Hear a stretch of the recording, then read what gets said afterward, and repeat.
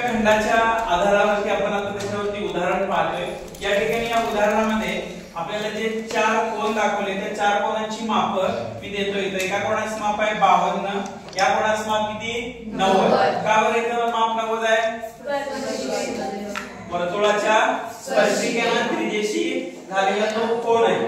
ओ कोणाचं माप दिलेलं नाही, सी कोणाचं माप किती असणार आहे 90। का बरं?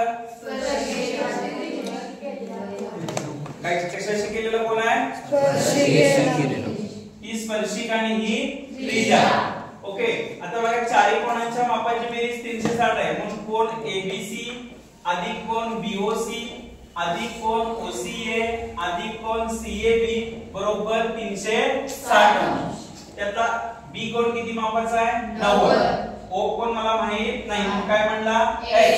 C कोन किती मापाचा 90 आणि A कोन किती मापाचा 52। बघा मग आता 90 अधिक 90 अधिक 52 प्रत्येक ठिकाणी कोनाचं माप लिहिताना त्या कोनाचा अंश पोकळ द्यायचा अधिक x बरोबर 360 अंश।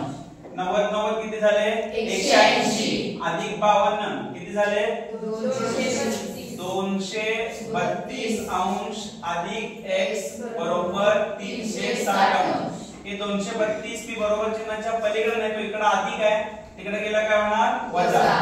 360 अंश वजा 232 अंश किती आली वजा बाकी 128 अंश x। म्हणजेच या कोनाचं माप हा जो प्रत्यक्षात दिलेला O कोन आहे याला आपण केंद्रीय कोन असं म्हणतो, जो वर्तुळाच्या केंद्रबिंदू जवळ होतो।